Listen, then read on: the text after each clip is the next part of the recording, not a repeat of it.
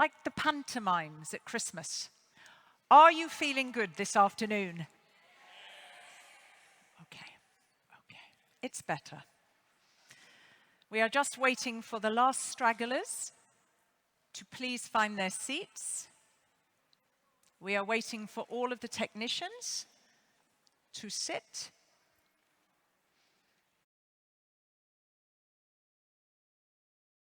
Welcome.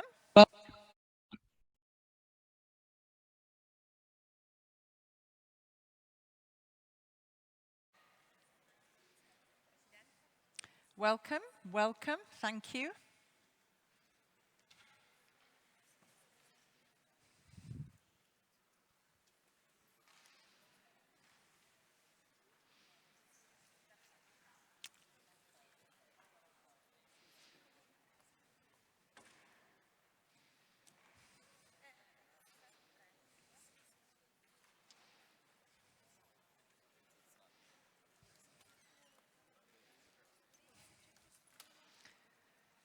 Thank you. I will give you a moment to kindly take your seats. Is everybody who needs to be seated, seated? I don't know if I'm allowed to say it, but I will. I'm seeing some very nice footwear coming in. And that's not just the gentlemen, I will say. I've got my eye on some shoes. Okay. Are we all in place? Do I have the okay, Claudia? I think so. Perfect. So I think we have a little jingle, I hope so, to kick us off in just one moment.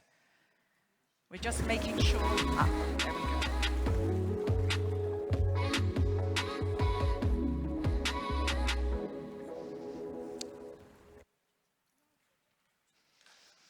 Welcome, welcome, welcome. It's the first time that I've almost shared a stage with you, the lovely photographer. Hello. Esteemed speakers, esteemed audience, those of you here at this, I think I use the right word, magnificent venue, the Palazzo dei Normanni in Palermo, those of you here in this room, and those of you in the listening room, and of course all of you that are joining us online, a very, very warm welcome. Now this is a 2-day EU mission event. It's all about restoring our ocean and waters by 2030, and thanks to a really, really good lineup of fabulous speakers, we're going to bring for life for you some of the impressive actions of the Mediterranean Lighthouse. Very important, before I go further, can I kindly remind you that we have interpretation in Italian. So, for those of you on site, channel 1 for Italian and channel 2 for English. And for those of you that are online, please, there is a button at the bottom of your screens, so do select well. The other thing I need to remind you of, please, because if you don't do this, it's going to reverberate in this amazing room, phones on silent. Please. We are still not that far the other side of COVID to remember to do this. My name is Katrina Sickle. I have the immense pleasure and the privilege of navigating all of us through this sparkling event, which has been organized by the European Commission in close cooperation with the Italian government, the Sicily region, the University of Palermo, and with the support of BlueMissionMed Coordination and Support Action. And we are really, really delighted to have with us a very broad community of actors. We've got policymakers, local authorities, we've got intergovernmental organizations, scientists, investors, regions, islands, shipping ports, citizens. We've got all of those necessary elements. Recording in progress. Interesting. That was interesting, wasn't it? That make up all of this brilliant community of the actors. Can I ask you to do something that you probably don't get asked to do a lot? Can you turn to the person on your right and introduce yourself? Go on. Those of you in this room, those of you in the listening room, those of you online, turn to your dog, introduce yourself, your cat, your neighbor. You're remaining very polite, gentlemen in the front row. I'm not going to make you do that. You know, just to make sure there's a bit of bonhomie in this room. Okay, you've got going. There was a little bit of, behind, in front, nice. Thank you. Okay. Shh. Thank you very much. All right, now, Suffice to say, good people, I'm just going to let you settle. Suffice to say that this program is packed with brilliant content. So you've got all the political commitments from the Mediterranean countries towards the mission. Shh. And we've got some wonderfully diverse and impressive case studies. So all sorts of EU and national projects and initiatives that feed the mission objectives. Importantly, they're inspiring, they're really creative, they're very diverse, and replicable. That is the key. So we've got more than 60 speakers from across these 2 days. They're all clever. I've been a little bit bossy. I've asked them all to be super concise so that you good people and you online stay with us throughout. Please, 2 ways that you, our audience, can be involved. You can spread your words of wisdom on Twitter at any time, hashtag EU missions, and also you can post a question in Slido. Very, very short question in Slido, whether you're here, whether you're in the listening room, or whether you're online. We can probably only take 2 or 3 in each session.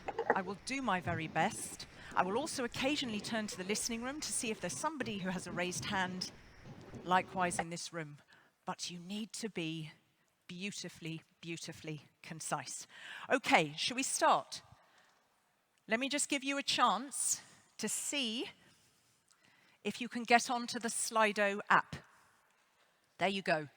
That's our event code. I'm going to give you a moment. I promise when my preamble is done, we can set sail. That won't be the first of those cheesy kind of statements and sentences that I will use. We will set sail shortly. Let me just give you a chance, because I'd like us to start with a poll, if we may. Who is online? Who is into Slido? Who is ready to roll? People at the back are far more efficient than the people here. Okay, except for you, sir, in the yellow shirt. You're very good. You get a gold star. Who else is on? Who's ready to roll? I'm going to ask the lovely technical crew. There we go. I'm attending this event because. What is the main reason that you are attending this event? Is it to understand how everybody at every level can work together? Is it the brilliant speakers? You haven't met them, but you can trust they're brilliant. Is it all about the case studies? Is it all about the networking? Or is it all about putting the wind up and accelerating actions, plural, in this basin? Why are you here? We'll give it just a couple of seconds more. I think there is a clear winner. And there we have it. Okay, I want to understand how EU regional, national, local actions can support each other to achieve the targets of the Mediterranean Lighthouse. If that's the case, I'll be testing all of you at the end of this event to make sure you've listened well. Okay?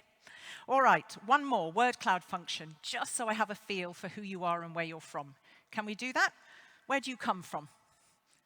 Where do you come from? Country, city, region? Not street. Don't put a street. If you've got royal lineage, don't put royal lineage. Country, city, region. Where are you from? This planet. Oh, somebody's very creative. This planet.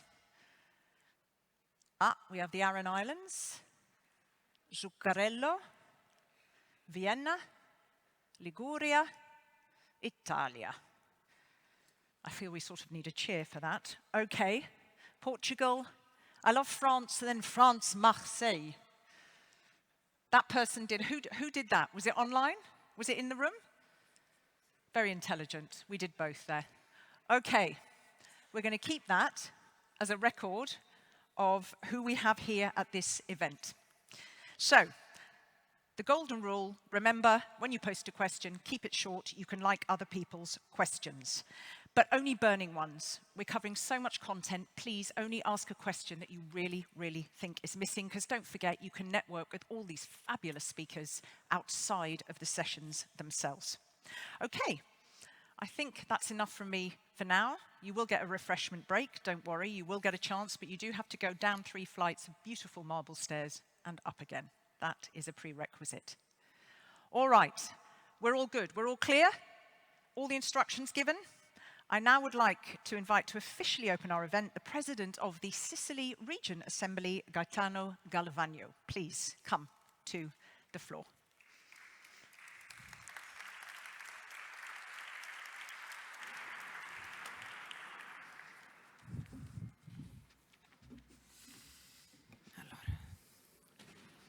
Prova. Okay. Mr. Sadauskas, Mrs. Chabaud, Mr. Perea, dear guests, authorities, on my own behalf and on behalf of the Sicilian Regional Assembly, which I have the honor to represent, I would like to welcome you all to Palazzo dei Normanni, which in 1130 was the seat of the oldest parliament in the world. It is a real privilege for us to host in our region the present session of the European Commission, whose work theme is the protection and preservation of our oceans and water. Sicily is washed by 3 seas that are all very important for the global economy, for merchant routes and for the activities that take place there. It therefore represents a subtle geographic and historical center from which to convey. Also, on a symbolic level, the objective on the mission to protect our oceans and waters, so that our planet, by 2030, can rightly be defined as the blue planet. This, in fact, is the Use, Restore Our Oceans and Waters mission, which aims to protect and restore the health of our oceans and waters through research and innovation, citizen engagement, and blue investment. The mission's new approach is to consider the oceans and waters as one, so as to play a harmonious and concrete role in achieving climate neutrality and restoring environmental conditions that do not offend the balance of nature. I was pleased to learn that 20 multinational projects will be able to enjoy resources of more than 170 million euros to contribute to the objectives of the mission itself, i.e. to protect and restore biodiversity, reduce pollution, and establish a sustainable blue economy. This is an objective of great strategic importance, the attainment of which requires the cooperation of all parties, public and private, in implementation of the principle of subsidiarity, not all vertical but also horizontal, and principle of fundamental importance, which was introduced by the European Treaty and which has now become central to our legal system. Through cooperation and joint efforts, I am convinced that you can achieve the goal of creating 30% of marine protected areas by 2030 and of protecting the seabed by banning deep sea mining, which causes its destruction, and by regulation, where necessary, the use of fishing gear that is most harmful to biodiversity. In this sense, in order to avoid dangerous blues to the sector in question, it will also be necessary to foresee measures dedicated to reconversion of types of fishing and to maintaining employment levels. Achieving the transition to a globally sustainable blue economy is an extraordinarily valuable goal a circumstance that must force the institution in charge to act with impartiality and care without neglecting any aspect of the sector in question. In particular, I am thinking of a substantial increase in investment aimed at the health of the seas and the transformation of production processes towards a sustainable blue economy, also through the EU platform Blue Invest, as well as improving integrating maritime planning.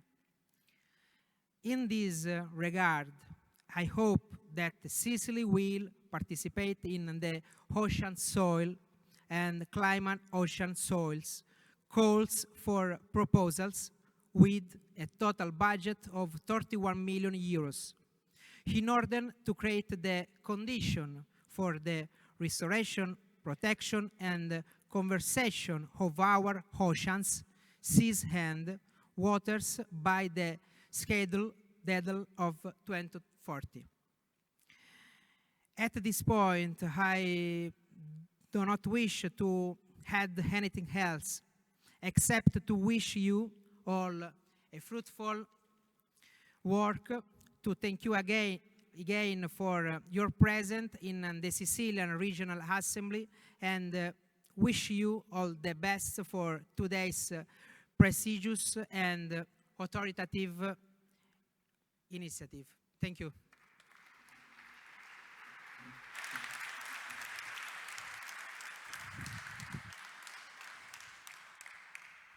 Thank you. Thank you very much. And Gaetano Galvagno ended on some very good words there. He said authoritative initiatives. I know the speaker who I'm going to introduce in a moment, I think, would agree with that very strongly. They are very authoritative, and I would just like to pull out a few words which are very important for this event that Gaetano Galvagno mentioned there: innovation, cooperation. He talked about the importance of the public and the private partnerships, the transformation of processes, the integration of maritime planning, and also maintaining employment levels. These are all things that are going to come up in the course of our event, but I don't know anything much about all that as my next speaker. That is, of course, the chair of the Mission Board Restore Our Oceans and Waters. It's my great pleasure to ask Pascal Lamy to take the stage. Thank you. A warm round of applause, please.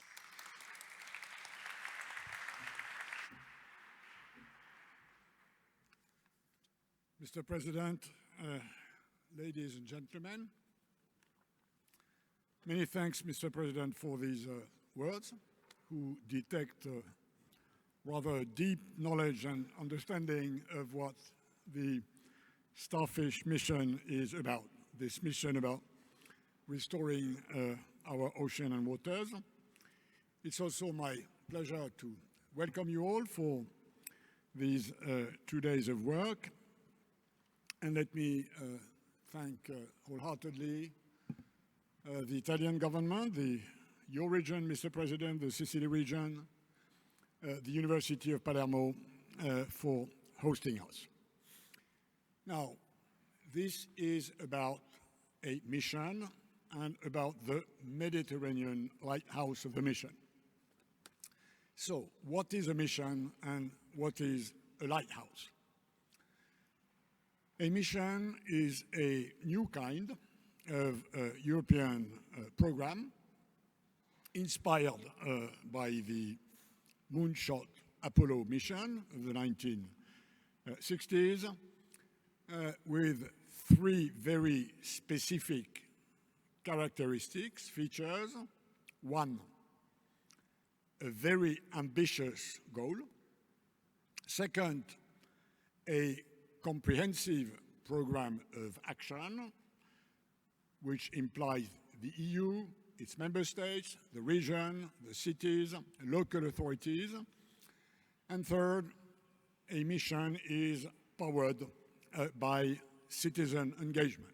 So, to the difference of a lot of what is done in Brussels, which is top-down, missions are very much also bottom-up.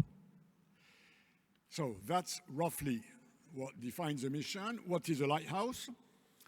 A lighthouse, and we are here speaking about the Mediterranean lighthouse, is one of the regional platforms where stakeholders, local, regional, cities, islands, people living in one region, coalesce and coordinate their actions and engagements in the realization of the actions of the mission.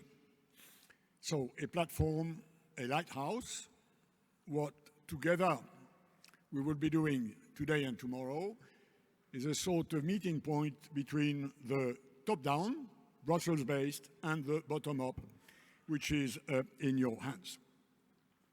The Starfish mission, the mission restoring our ocean and waters, has one very specific target, which is to regenerate what we call the EU hydrosphere by 2030. Hydrosphere meaning ocean, sea, rivers, water tables, the whole systemic approach to the ocean, seas, and waters. And we know that we have to do that quickly because of the speed of the degradation of our EU hydrosphere. That's the target. It is decomposed in 5 different programs of action, hence the symbol of a starfish with 5 legs, one about pollution, one about protection, one about blue economy, and 2 others about governance and science. And the Mediterranean Lighthouse, the one we are gathering today and tomorrow here, is mostly directed with dealing with pollutions. We want to reduce plastic pollution in the EU hydrosphere by 50% by 2030. That's the big goal. That's the target we all have agreed to pursue with a priority in this Mediterranean region, given the fact that, to the difference of the Atlantic or the Baltic or the Danube region, the Mediterranean is especially damaged by plastic pollution. What we will be doing today and tomorrow is listening, discussing, displaying a wide variety of actions which are taking place within this Mediterranean lighthouse. We will be hearing about citizens, about civil society organizations, about industry, about ports, about islands, about cities. All these actors are the ones we want to engage in the missions. We will be discussing actions, not ideas, not great developments, actions on the ground. And my hope is that in so doing, we succeed in taking stock of where we are, and we are at the beginning of these sort of 10 years of action. We started 1 or 2 years ago. We still have this 2030 horizon, so we have a bit of time, but we don't have much time.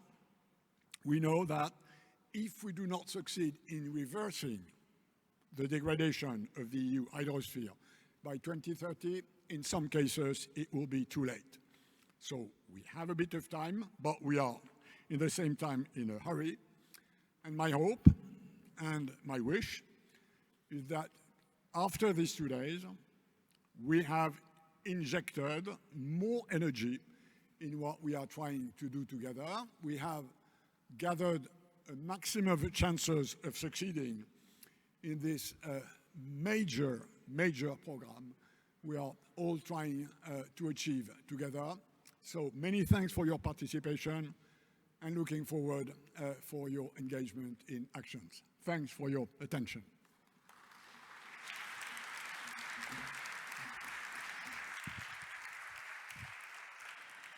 Thank you very much. And also thank you for reiterating that the vibe, the feeling of this event is, nobody is saying, I mean, as you just said there, listen, the Med is extremely damaged by plastic pollution, let alone all the other challenges. And the challenges, of course, will be vocalized. But the idea is to really look, as you said, at actions, not just ideas, at solutions or the route towards solutions.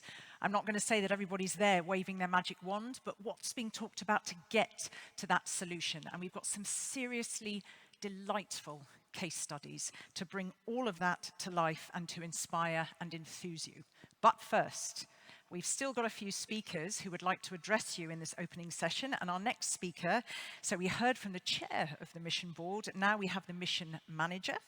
He is also Deputy Director General of DG MARE, European Commission. It's Kestutis Sadauskas. Please could you give him a very warm welcome? Thank you.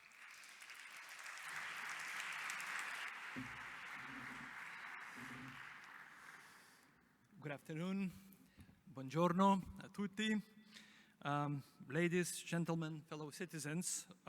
It is really a pleasure and honor for me as a mission manager to address to you, to open this event, solemn event for the EU mission Restore Our Oceans and Waters. I first would like to thank very much the parting chair of the Assembly of Sicilian Parliament, Mr. Galvagno, for hosting us, as well as for ministers, Italian ministers, Anna Maria Bernini and Nello Musumeci, who will be connecting with us later, for allowing us to be in this beautiful place, in very symbolic place, where, in fact, I would even say, when you look at Sicily in the wider sense, it is part of the major history, because in 1950s, the meeting of Messina really paved the way for the Rome Treaty. Without that meeting, we would not have European Union. Without European Union, we would not have a collective attempt to do projects like this mission. And what is even more important is that Palermo, Sicily, and Italy are really the key hub of missions Mediterranean lighthouse, with the highest national and regional participation in our mission up to now, so really complementing. This conference is really an important milestone for the implementation of the mission. We are gathered here with one main objective, is the restoration and protection of our oceans and waters. It's a perfect setting to talk about the political commitments, projects, initiatives from Mediterranean countries, from regions, from cities, with a broad range of stakeholders, and all those who really want to contribute to the goals of the mission. Restoring the health and natural capital of our seas, our ocean, our waters is fundamental to ensure the health, well-being, prosperity of Europe's citizens and of European society. Without a healthy ocean, European Union cannot deliver on its objectives of the Green Deal. To achieve climate neutrality and restore damaged ecosystems, the mission's systemic approach will treat the ocean, seas, rivers, lakes as one interconnection system, or what Pascal has just named the hydrosphere. We have to look at it holistically. Everything is connected here. Because we have only one ocean, we have only one future, we are only one people, and all our waters are connected. Through research, innovative actions, citizens' engagement, and blue investments, the mission will help to protect and restore aquatic systems, to prevent and eliminate pollution, and make the blue economy carbon neutral and circular. But for that, we need every single one of you. And restoring our oceans and waters is really a joint responsibility. We will only reach the ambitious mission targets by working together. As you know, to mobilize and connect all relevant partners, the mission is rolling out the 4 lighthouses in major sea and river basins. One of them is right here, right now, in Palermo, in Mediterranean. In fact, we have switched on the Mediterranean lighthouse just a little bit less than a year ago in Marseille. And what was very interesting is at that moment, it was the Italian minister who said the next lighthouse is going to happen in Italy. The government has changed, the ministers have changed, but the resolve have remained. And for me, this is the guarantee that the mission is viable, and no matter who is in the government, no matter who is in the power, we all share the same objectives. Politics really cannot take it off the course. And for me, that's the best sign that we are on the right track. These lighthouses will act as hubs for development, demonstration, and deployment of new solutions, harnessing of power of European research and innovation. The main objective of the Mediterranean Lighthouse in the first phase of the mission was threefold: reduce plastic litter at sea by half, reduce microplastics released into the environment by 30%, and also reduce nutrient losses and chemical pesticides by half as well. Nevertheless, moving forward, the Lighthouse will also address the other connected mission objectives of protecting, restoring ecosystems, and making the blue economy carbon and neutral. We are backing up all the lighthouses with portfolio of projects and initiatives from different programs and different support mechanisms. For example, EU's key funding program for research and innovation, Horizon Europe, has earmarked more than 300 million euro for 21-23 alone. But this is only part of the fund, part of the public fund. Tomorrow you will have the opportunity to learn about two first Horizon Europe funded projects which contribute to our mission objectives, who aim at creating strong uptake of remedies for the future of our ocean, seas, and waters, for example, through deploying plastic litter valorization and prevention pathways, and at scaling up the holistic approach to reduce the, to ensure the full cycle of the marine litter. In addition, mission governance support structures have been put in place. So we have the service for you to do whatever you think needs to be done for the mission. If you want to do a conference, if you want to do a network, if you want to do a campaign, we have the excellent contractors who will help you to do this. Together with member states, we're also pooling research and innovation investments in the order of 150 million euros for 21-27 under the Sustainable Blue Economic Partnership. This is yet another undertaking under which will help us achieve the mission objectives. The partnership will boost the transformation towards a climate-neutral, sustainable, productive, and competitive blue economy, and its first joint transnational call was launched in February this year. You will hear more about this very important initiative later today. Let me also refer to another important partnership. EU is contributing €500 million to the Zero Emissions Waterborne Transport Partnership, which will provide and demonstrate zero-emission solutions for all main ships and services before 2030. This is absolutely crucial because European institutions, Parliament and the Council have just agreed about decarbonization of the maritime transport. The order is very tall and we have to be very creative. And again, this is what we need to do with the help of the mission. While research and innovation set the direction for this mission, its implementation goes further beyond and includes different instrument sources and funding and business models. The mission is meant to act as a catalyst for synergies complementarities across the EU, national, regional programs, already mobilizing significant funds from European Maritime Fisheries and Aquaculture Fund, from the Blue Invest, from Recovery and Resilience Funds, from Copernicus, from many programs, and not only public, but also private. Yet the success of the mission and Mediterranean Lighthouse depends on how far communities and political leaders across the Mediterranean, north and south, take the ownership and actively support the mission. I'm especially pleased and encouraged by strong commitments and investments announced by Italy in support of this mission.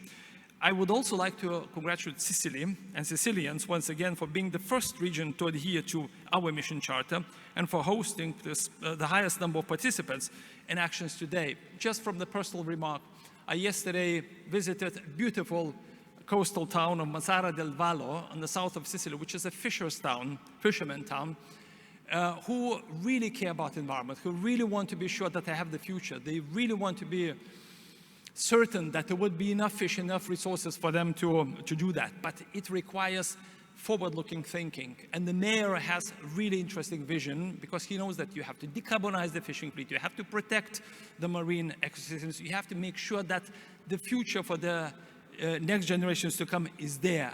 For me, that's exactly what needs to happen all across Europe. We need mayors like that. We need visions like that. They may be different, but for me, this is really the classical way of how this mission will be successful. So that's why, again, I'm so happy that really the first initiatives come from Sicily, and Sicily is the lighthouse that sends the beam to the other lighthouses who are in the Baltic, in the North Sea, in the Arctic, in the Atlantic, in the Black Sea, and in the Danube, and is really an example to follow, but also is ready to learn from the others.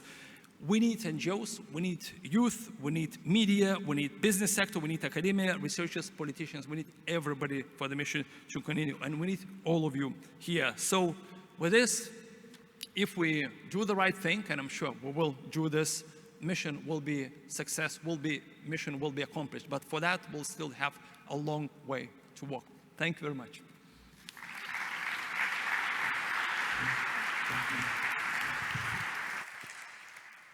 Thank you very much, Kestutis, Sadauskas. You said that you were saying to people, you know, if you want to put on an event, if you want to put on a conference, we support you. We're there. There's the funding.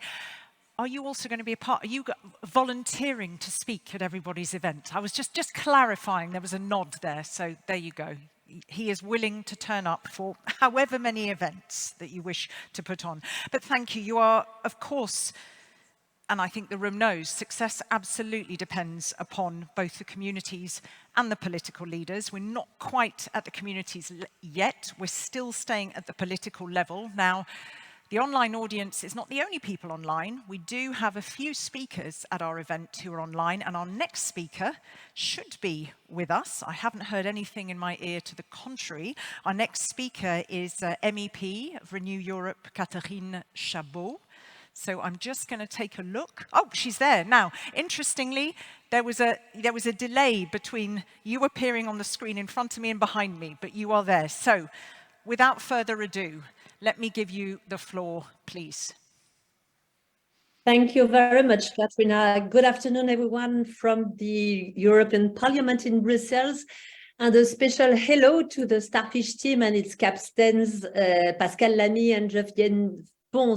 I am delighted to take part in this event on the European mission Restore Our Ocean and Waters by 2030. I would like to thank the European Commission for its invitation, and I'm so sorry I cannot be with you in Palermo today. I found memories of Palermo's hosting of the Palermo-Monaco race. You know, I'm a former sailor and wish I was lucky enough to run a few years ago, and I like very much Palermo, so I'm very sorry not to be with you. It was important for me to take part in today's discussions on the Starfish missions. I like very much to keep the Starfish mission name, not only because I've supported it since its inception, but also because this event is dedicated to the Mediterranean. I will explain. Indeed, I am convinced of the need for this mission, and of the integrated approach on which it is based, as well as the 5 axes of orientation it has set itself, as Pascal Lamy told us. On the top of this, knowledge, restoration of marine and coastal ecosystem, the goal of zero pollution, the decarbonization of the maritime sector, improved governance, and the creation of an emotional bond. I think emotional gap is very important for me as well. They are the issues on which I have been particularly involved for years, particularly in the European Parliament, where I am trying to get them integrated into European texts. Safeguarding the Mediterranean is also a topic in which I was involved for a year when I was ministerial delegate for the sea and coast in France. With the steering committee I set up, which brought together players from all around the Mediterranean, we defined 5 pressing priorities to continue the work. While we have made progress since then, in strengthening scientific research, such as on the subject of ship emissions, with the decision to make the Mediterranean a low-emission zone for maritime transport.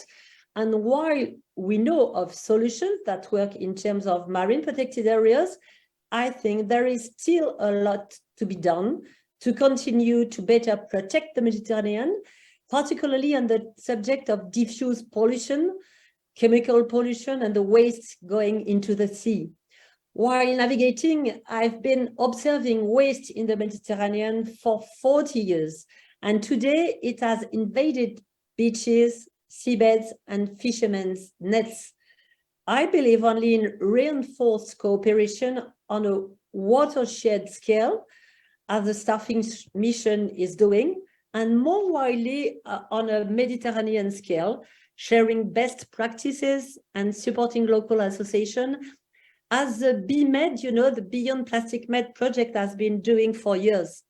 We urgently need to implement solutions that not only work upstream, but also clean up the existing pollution, I think. This is a matter of urgency because ecosystems are suffocating at a time when demographic pressure is set to continue increasing over the coming years, particularly during the tourist season, which generated a 40% increase in waste. There are still major gaps in our understanding and knowledge of the aquasphere, the hydrosphere Pascal was speaking about, and the cumulative effects of the pressures it is subjected to. In fact, thanks to European scientific initiative, we know now more about the origins, flows, and types of plastics stagnating in the Mediterranean Sea. I can only congratulate the incredible work of the ship Tara, for example, or that of the Med expedition, Méditerranée en danger, or the local solutions developed by Plastic Odyssey. It is essential to regenerate the Mediterranean Sea if we are to give new impetus to the development of the sustainable blue economy. In this area, I would like to reiterate my support for the SMILO project, which develops integrated land sea projects on the scale of small islands. In the European Parliament, I am a strong advocate of this integrated approach between land and sea. In connection with the subject of our conference today, I'd like to mention just 3 subjects linked to our topics today on which I'm working to move legislation forward. First, I recently tabled amendments to the text on packaging and packaging waste to ban polystyrene. To reduce ship emissions, I've succeeded in bringing in wind propulsion, which can cut ship emissions by 30% and will complement thermal propulsion.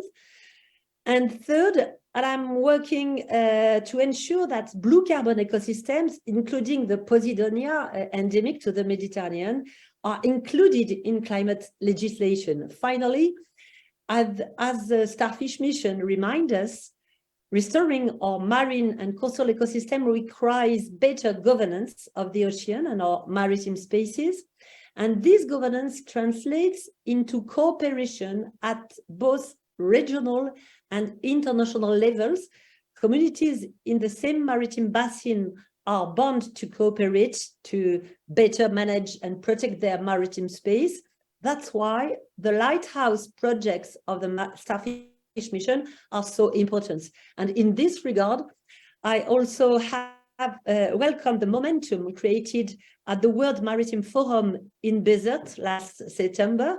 A forum the chairman is Pascal, Lamy, where we emphasized the need to cooperation across the Mediterranean basin between countries to the north and south of Mediterranean Sea. Just as in an international scale, we are bound to cooperate between states to better manage the ocean, which knows no borders and is therefore our common good. So thank you very much. I will be very interested by the solutions you will share, and I wish you all the very best in your discussion. Thank you. away just momentarily. I'm trying to keep my eye on the screen and you. Thank you very much for for raising that, because it's not something I'd quite heard yet about the gaps in knowledge of the hydrosphere. Very important, likely to come up at our event. And also, of course, but I think that's no surprise, and particularly here on this in this beautiful island of Sicily, the impact of tourism. But a cheeky question. Look, you're in Palermo or Brussels? Come on.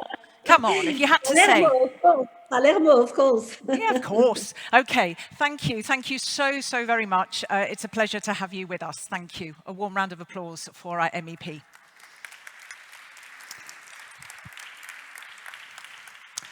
So we have a last speaker for this kind of opening part. We're going to have some videos from some political actors, but our last speaker now to join us, it's my great pleasure to ask to address you the Deputy Secretary General, Higher Education, Research and Innovation Union for the Mediterranean. His name is Alvaro Enrique Albacete Perea. So could I please give a warm welcome to this gentleman? Thank you so very much.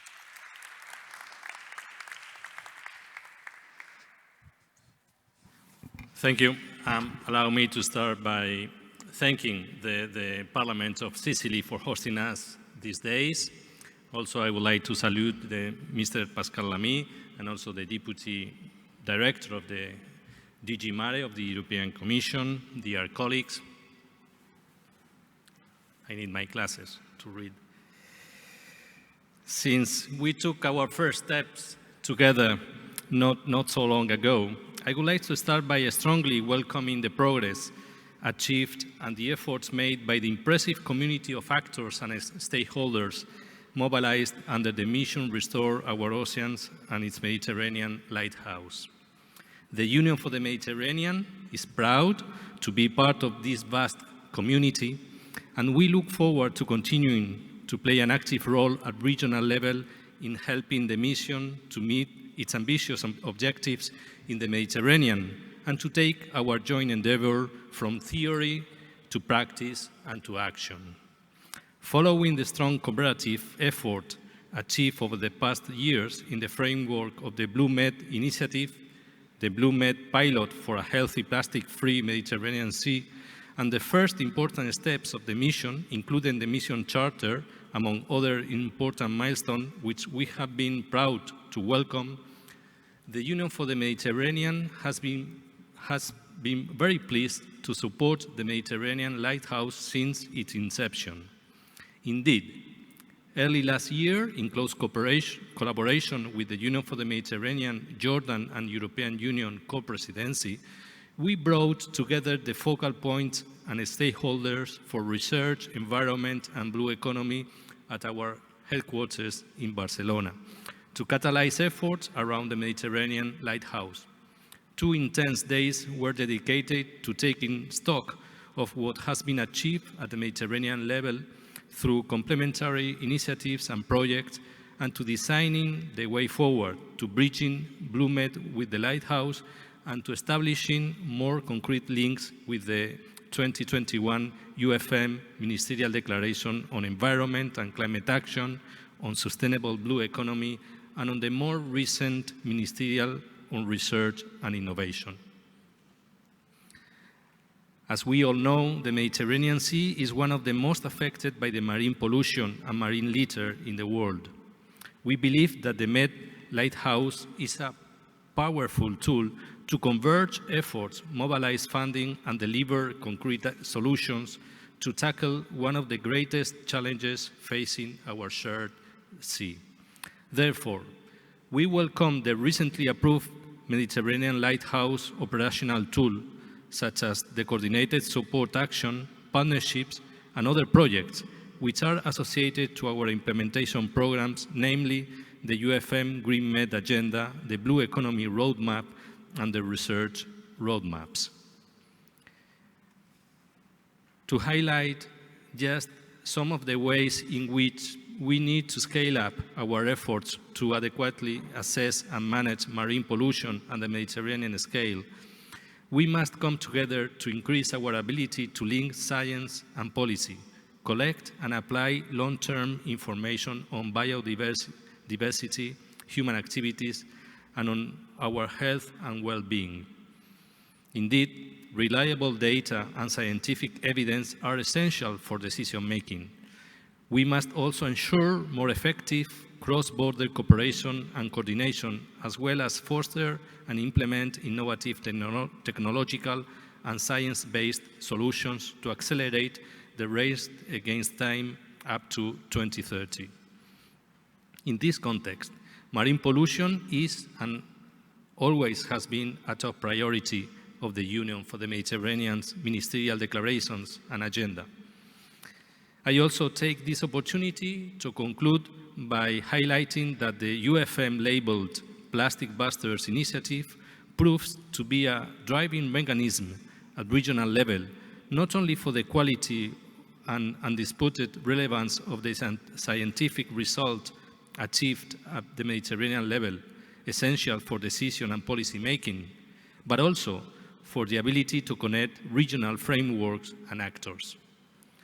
Beyond results tackling the entire management cycle of the marine litter in the Mediterranean, including prevention, monitoring, and mitigation of marine litter, and addressing both micro and macro plastics, Plastic Busters is also a real success story and a model in terms of regional cooperation to tackle marine litter in the Mediterranean. Indeed, Plastic Busters will be presented as a model and best practice of cooperation to the 43 Union for the Mediterranean member states in next meeting of our organization. I look forward to our continued collaboration and to our next steps together in taking the Med lighthouse, as Mr. Lamy said before, from theory to action. Grazie. Thank you.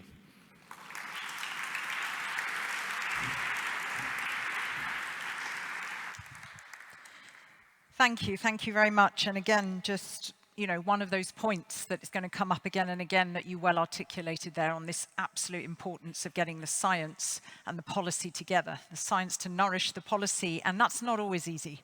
To package that up in the right way, to understand what the drivers are at political level, when, what, how. So it's something that comes up a lot of the time when I moderate, and absolutely no less critical in this particular area. So thank you very much, and for that brilliant example as well that you gave us, of which monitoring is critical when it comes to marine litter. So, okay, we all know, it's been said, this mission cannot work without the strong commitment, and I think, Kestutis, you used the word resolve of the political actors across the region. We've put together a short video that highlights just a few more of those actors. So let's just take a moment to listen to a few more words of support. Video, please.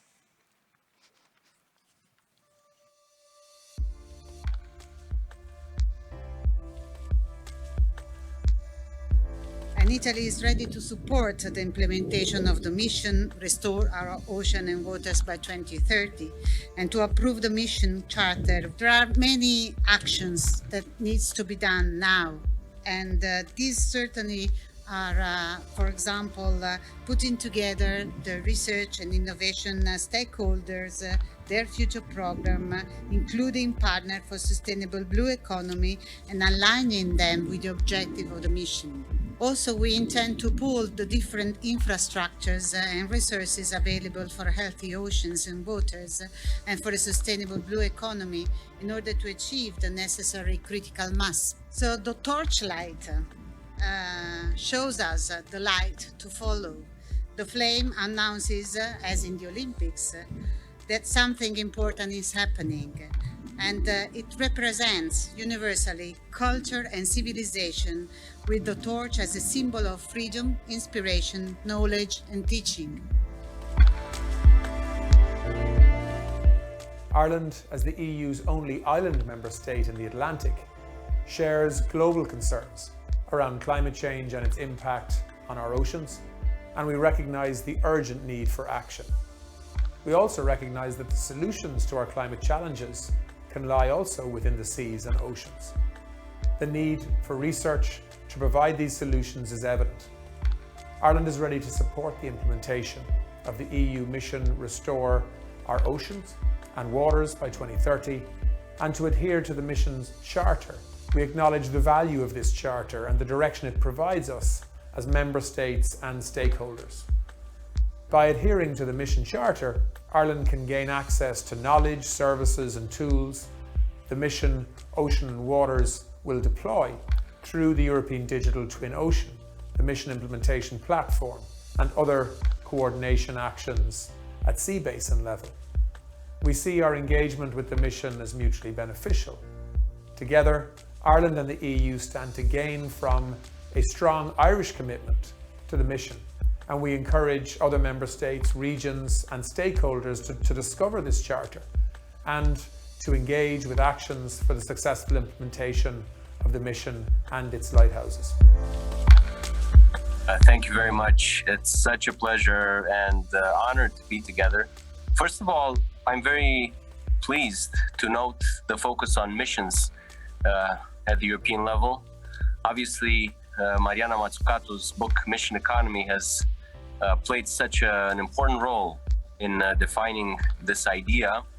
I think it dates back from the effort to set very high goals, such as putting a man on the moon and then delivering on them using many different innovations and resources and outputs of new research. So I applaud it, and we're very happy that one of those missions is for ocean and waters. This is why, for many different reasons, some strategic, some related to policies, some related to simply our national commitment to making the Danube better. We are fully committed as a country, and in the name of the government, of the Romanian government, let me say that we're fully committed to the Danube Lighthouse project and to contributing to this very, very important mission. Thank you once again for this opportunity. I commend you for approaching this very important topic, and we are standing by for any support we can provide. Thank you. Excellencies, Commissioner, ladies and gentlemen, dear friends, we would like to express our heartfelt gratitude to our Irish hosts and to the European Commission for their tireless effort to highlight the importance of the Arctic and Atlantic oceans. Norway will contribute to the EU mission to restore our oceans and waters by 2030. Norway will report and show how our priorities and programs are consistent with the mission charter. Norway and the EU are like-minded in the ocean policy. We are both committed to preserving healthy and productive oceans. EU and Norway strive for a sustainable blue economy based on clean and healthy oceans and well-functioning ecosystem. The mission Restore Our Ocean and Waters by 2030 is at the core of this. The Arctic and Atlantic Lighthouse enables us to launch such large-scale projects together, and not least, to scale up the results even further afterwards. This is a reason for hope. Dear Arctic, Atlantic and European friends, we look forward to continued cooperation. Together we will make the Arctic and Atlantic Lighthouse a great success. Alles, was wir dem Ozean antun, das schlägt sich früher oder später in unserem Alltag, auf dem Meer und an Land nieder. In der Artenvielfalt, in ökologischem Gleichgewicht, beim Fischfang auf unseren Tellern. Den Ozean können wir nur gemeinsam bewahren, denn er hat keine Grenzen. Was an der EU-Gewässermission so vielversprechend ist aus meiner Sicht, sie richtet sich an alle und vereint Wissenschaft, Wirtschaft und Zivilgesellschaft, und das, finde ich, macht sie sehr besonders. Die Lighthouse-Events der Gewässermission senden dazu nach innen wie nach außen ein ganz wichtiges Signal. Das Signal ist, wir vernetzen uns noch besser in Europa, um die Meeresforschung noch stärker zu nutzen und die großen Risiken zu bewältigen.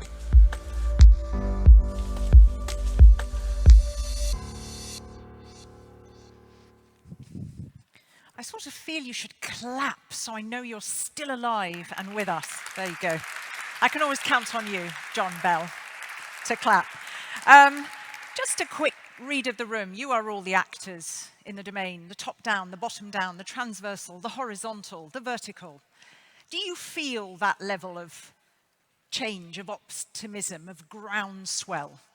Yes, much to be done. Yes, huge amounts of challenges and threats. Who feels we're in the right direction? There is enthusiasm, there is support.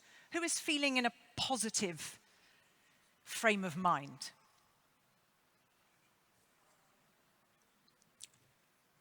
Okay, I'll give you a little, who feels generally positive?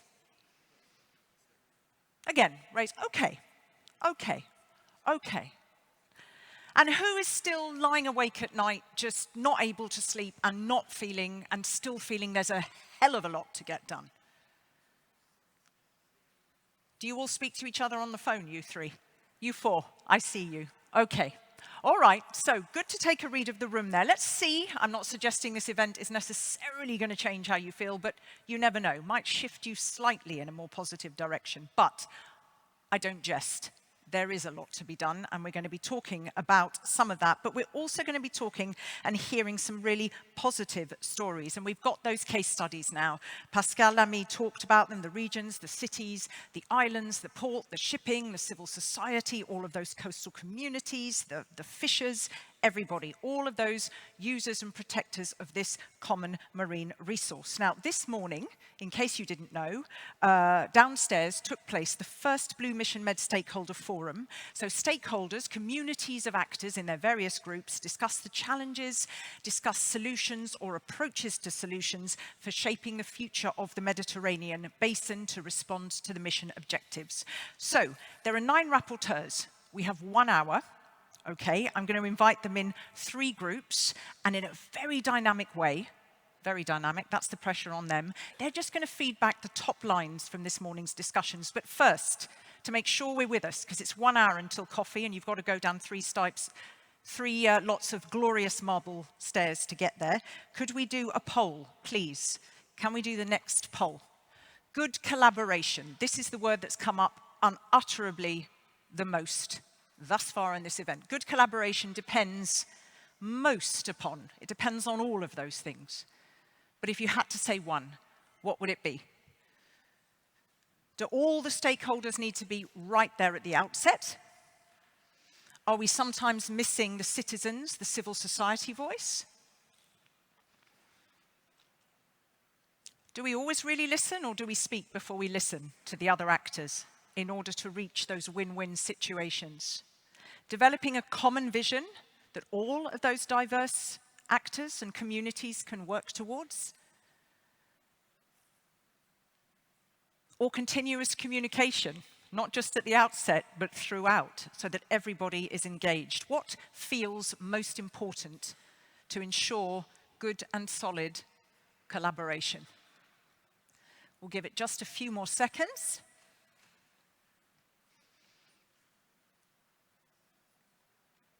I feel that's got a positive response. Let's have a look. Okay. So, developing a win-win common vision has just been pipped at the post. Continuous communication between all the communities of actors. Let's just let it settle a minute, because it's just changing. As you all wake up and get online, of course, those of you who are online at home, I'm looking at this camera now in case you see me better, please do remember, go to slido.com, #EU missions, so that you can take part in the polls and also ask the shortest of short questions if you wish to. There we go. All stakeholders have to be involved. So I think we can kind of see the thrust of where that's going, okay? Everybody's got to be around the table. Everybody's got to be continually talking. All right.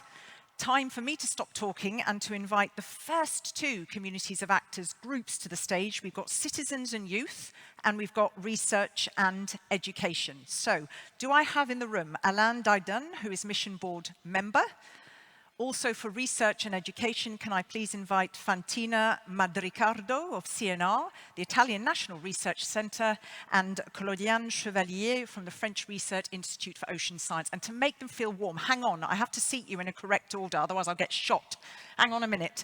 So the first one to speak, oh, you're allowed to come now. I've scared you, you're running away. Don't run away, Alan. Please, will you sit here? This is your seat.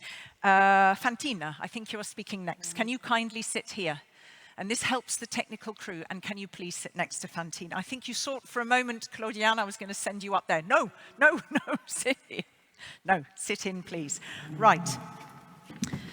I do need you to be beautifully concise because we have about 16, 17 minutes. If there's a question in the room, if there's a question in the listening room, one from each, I will take it. If there's something sparkling on Slido, I'll take it, but I won't manage more than that, so you've got to keep it short.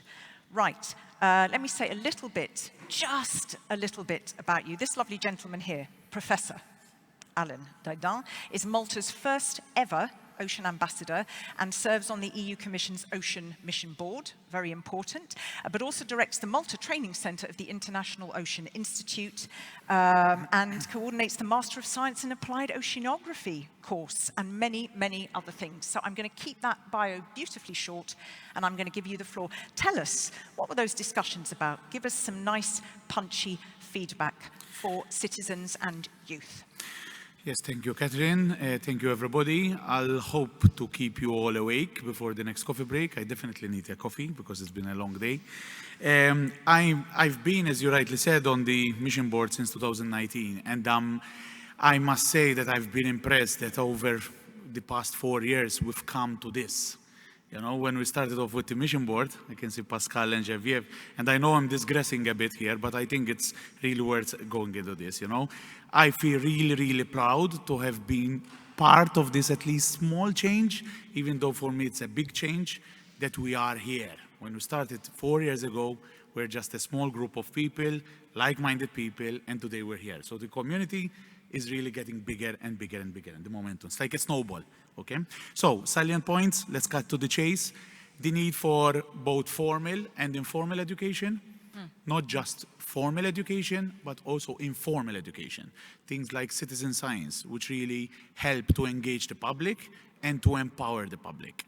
Innovative citizen science, so citizen science which involves also not just traditional means, conventional means, but also things like AI, okay, and all these emerging markets, okay, and communication tools. We should use more and more social media in a wise way, okay, to bring about positive change.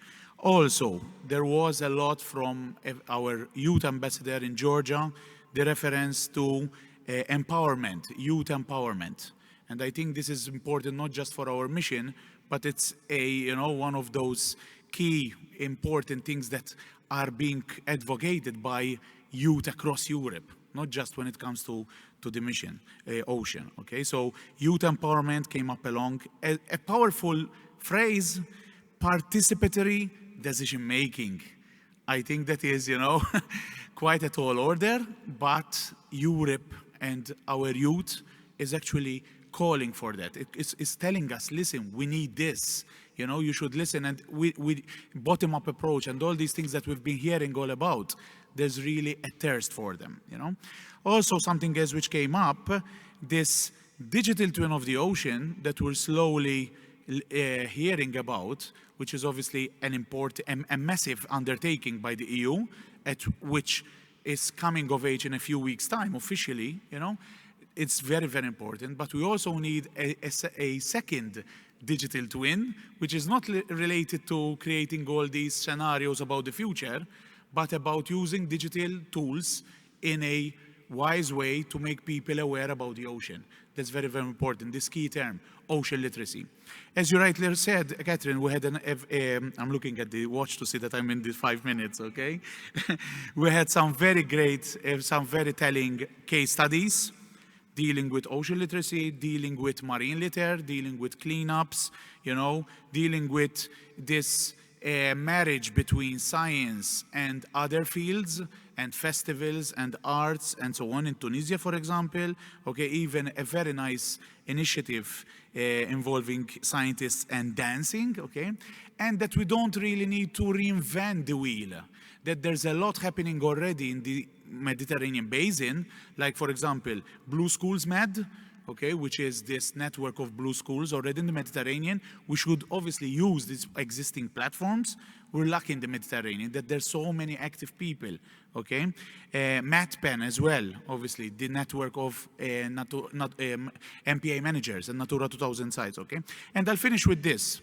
When we started off in 2019 with the Mission Starfish, I think it was Pascal who had suggested it, that we should have a Eurobarometer question on the ocean, so as to tap into and to gauge and to evaluate the average European, affiliation with the ocean. How much do the Europeans love the ocean, or they know the ocean, or they feel, associated with the ocean? And this morning we saw, the answers to that Eurobarometer survey.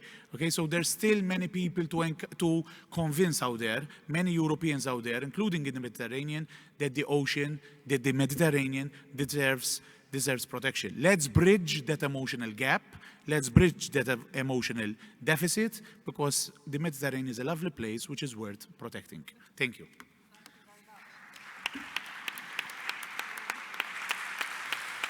Do you hear me? No? Do you hear me? Do you hear me? It's very difficult to hear. Yes, voila, you hear me. Thank you very much. I love the way that's sort of a kind of beautiful understatement at the end. The Mediterranean is a lovely place. Yes, it absolutely is.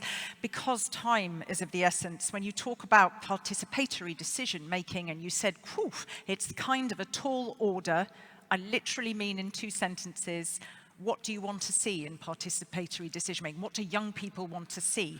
What counts? Being participatory, not just events like this, I take it. One thing. Follow up. I think it was Elisabetta at the end of this morning session, when we broke up for lunch, we said, now we're going to the afternoon session and there will be follow-up actions to what we're discussing here. So it's not like, we finished everywhere, everybody's backpacking and they're saying, okay, what a nice speech and so on. We really need to follow up. Okay, so we need to be credible.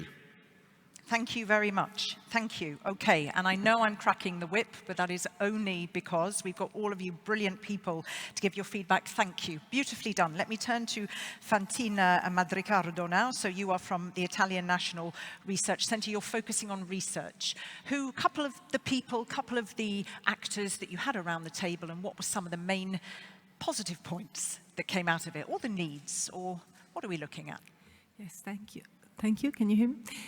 Yes. So this morning we had very inspiring cases concerning research and innovation action, but also life projects, but also we had a presentation of the research infrastructure, pan-European research infrastructure on the river sea systems, and we had many other projects and initiatives that were contributing to the table, also online.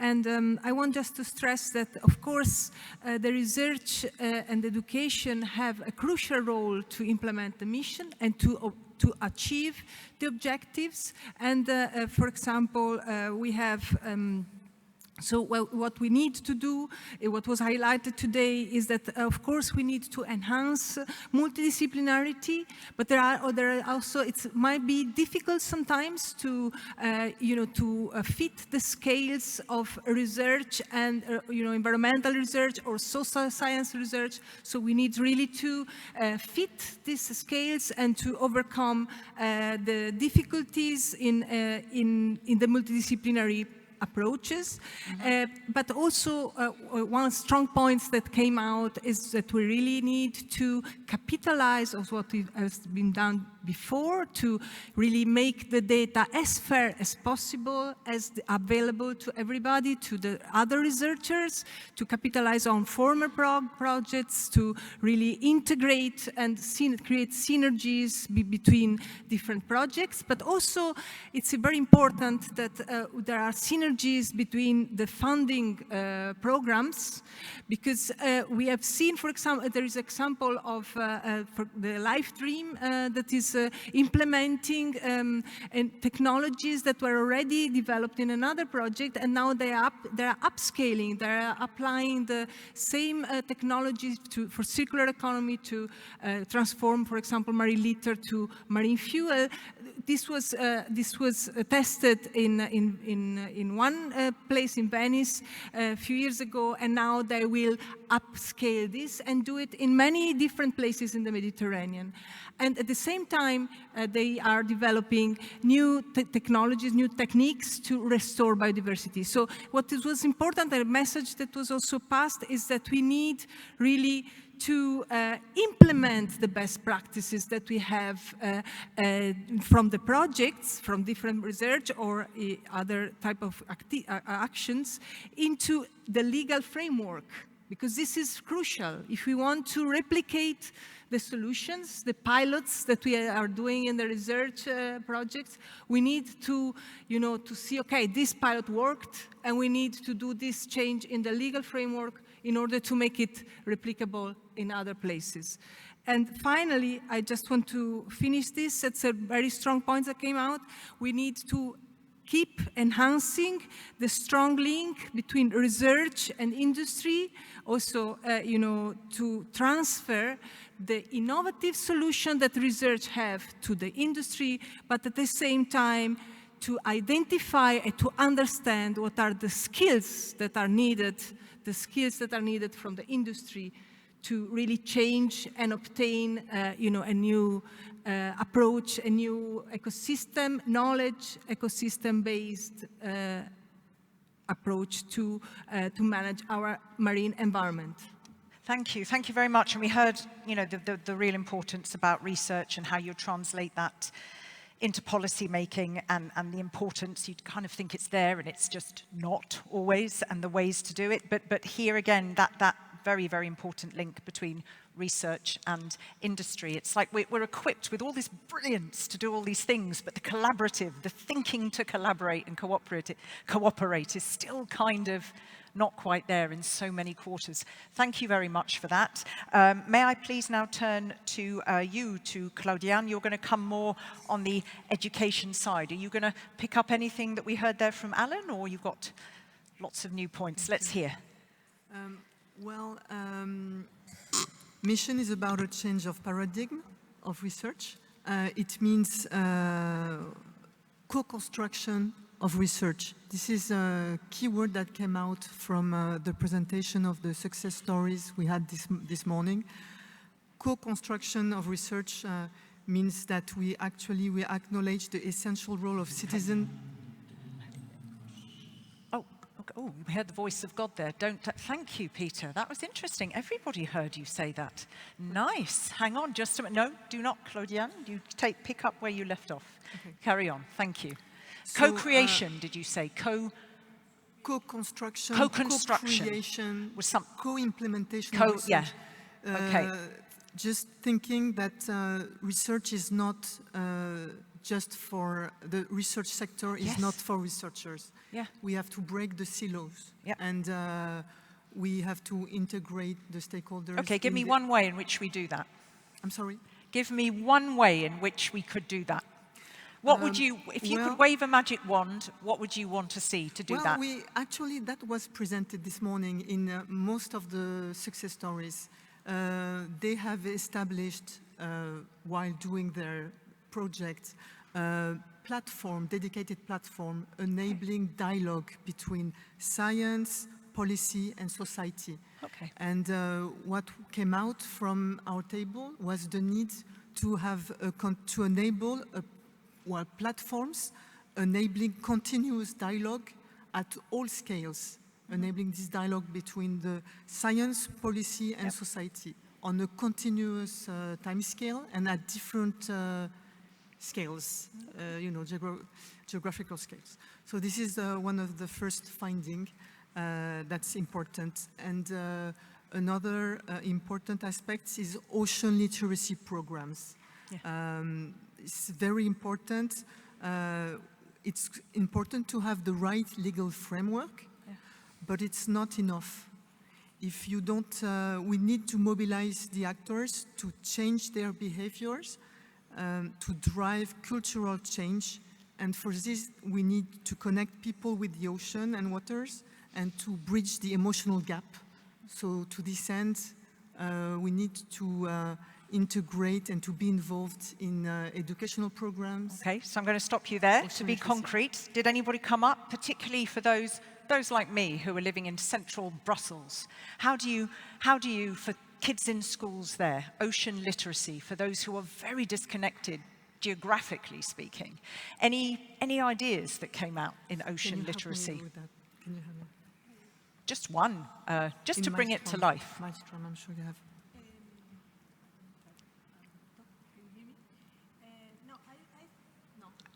Do you hear this lovely lady? Put your hand up at the back if you hear. No, they don't hear you. Try again.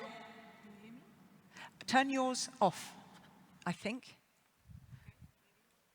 Yep, she is pushing the button on the mic, but we're not having, okay. Oh, that's a shame. No, we can't hear you. Okay, so, but I can hear you if you tell me. What was the example? No, there were several examples. One example was very interesting that was taken. It was, I think, from Trieste, from the OGS. I think they were telling us how they created a very virtuous circle by starting by summer school on marine science, and they then created really a master class where they could now create new jobs, new professionals, and they were also prized and as a Best West Med initiative. So it was really interesting how also small initiatives can, produce and become multipliers, so enablers to implement change. Did you want to add to that? Because I'd interrupted Claudiane. Can I interrupt you for one moment longer, just to keep it dynamic, and then we will... Let's try, see if we can hear you. I'm not sure if this will... Yes.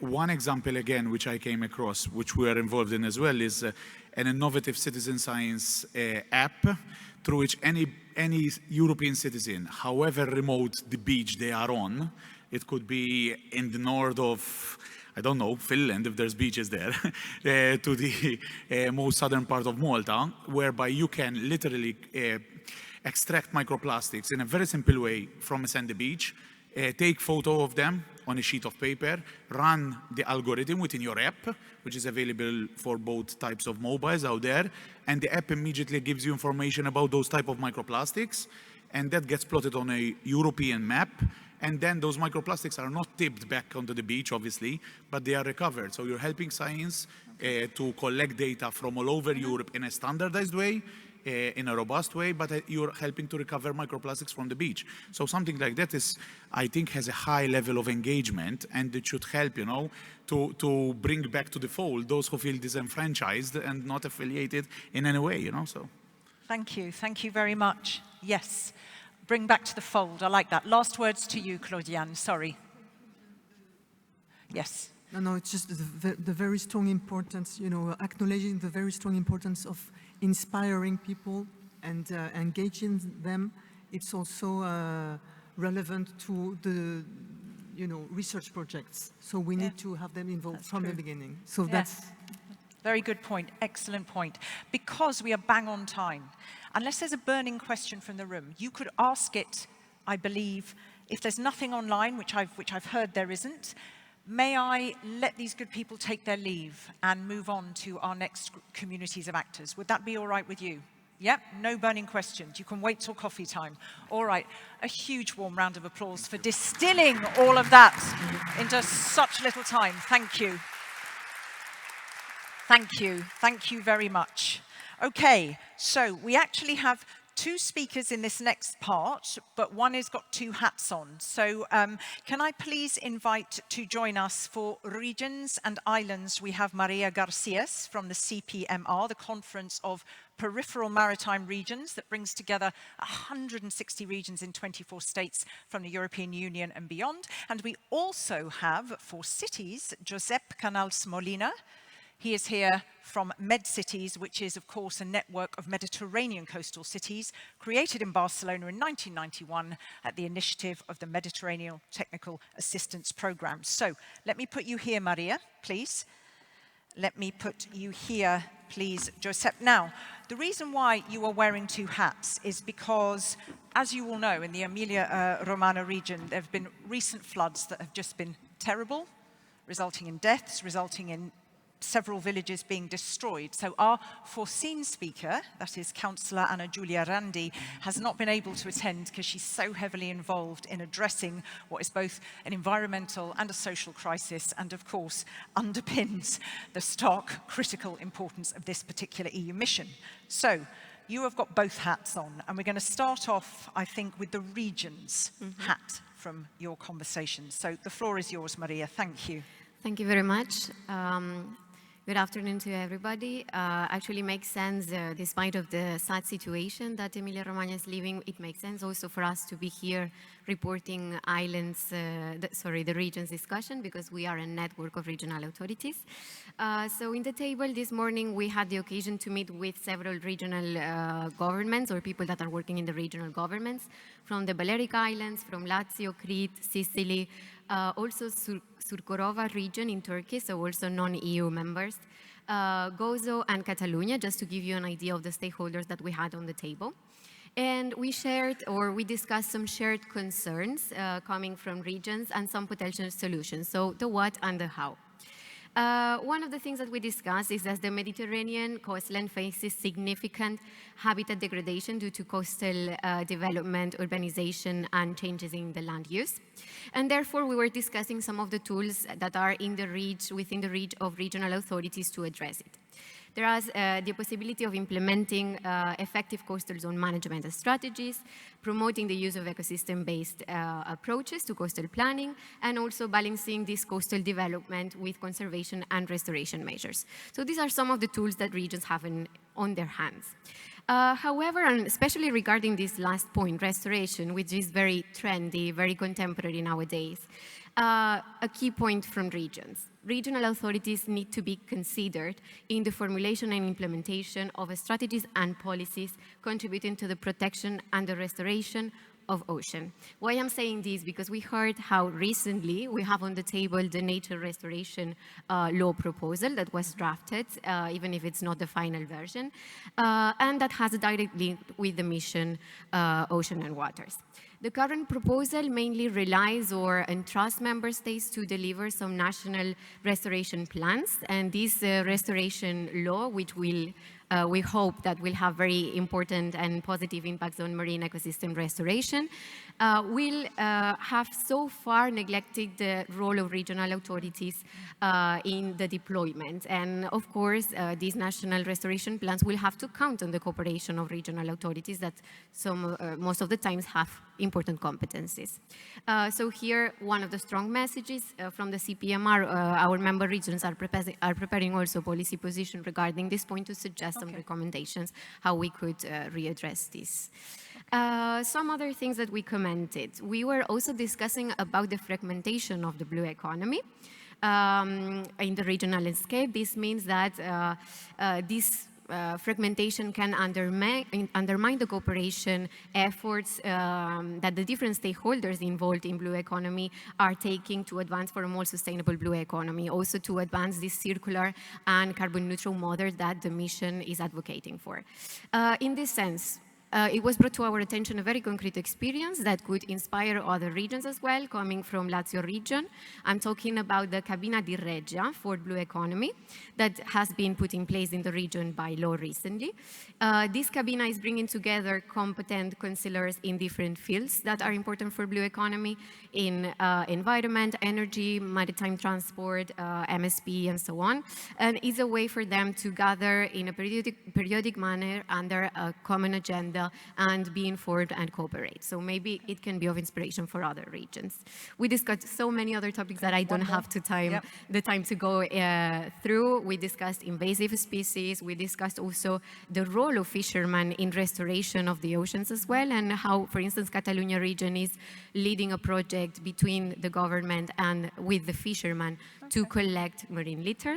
And just to stress a final message from my side and the region side, it was stressed the essential contribution provided by EU funds for the implementation of concrete actions by the regional authorities. So the support of the Commission in this sense and the EU institutions is very much welcome, and maybe it also gives a hint for the mission managers about the support that regions need. Of course, when we ask what do you need to overcome these challenges, the answer most repeated was we need mobilization of funds and resources. So these are one of the main takeaways. She's looking at you, Kestutis. She looked at me briefly, but then she clearly looked at you. So just saying, okay, mobilization of funds. He will come to every event that you do as well. That was the other thing he promised.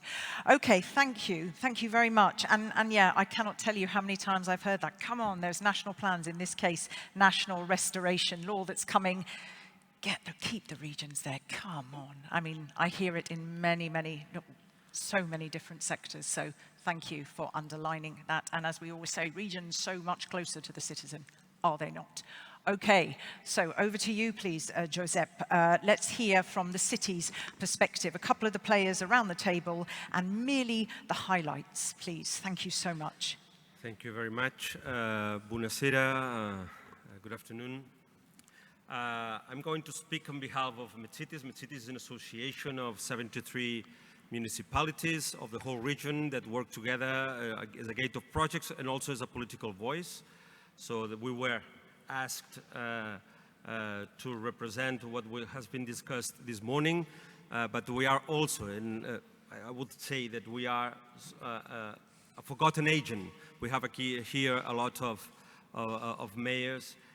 Today, we had a coalition of mayors, mainly from Italy and from Spain. We have ourselves, MedCities. We had concrete examples like Dubrovnik and Mersin, which are members also of MedCities. But we need to send the message that if we are in the decade of the implementation, the great implementers or implementing actors are the municipalities. So we need all together, we need the municipalities to do that. And what kind of actions do the municipalities? We have seen some examples like in prevention of waste management, like the treatment of wastewater. They can also raise awareness. They are the closer link to the citizens, because all of us, we are not the main roles. We are not. We are a means to that. But we strongly think that the citizens are the more important agent. We need to change behaviors, all of us citizens as consumers, as actors on our daily life. So the municipalities are this linkage to the citizens by raising awareness, by communication, by co-creating, as has been said, with them. With fiscal measures, why not? Of course, by regulating some activities on the coastline, for example, or inland. Some of these activities we have seen examples. For example, Mersin is controlling some ships from drones, or Dubrovnik is engaging some citizens to report illegal dumping sites. So there are exact and concrete examples on how municipalities can act. And how all of this to end, how we can improve all of this. MedCities is doing this, but we are a humble organization. We need to scale up, but by sharing the knowledge, by sharing mistakes, we can learn a lot. Sharing mistakes, not to repeat the same mistake, and saving time and money. We can learn by others. We are a platform. We often say that we are a platform for mayors to cry together. They need to cry together. They need to share their hopes, also their pains, their expectancies.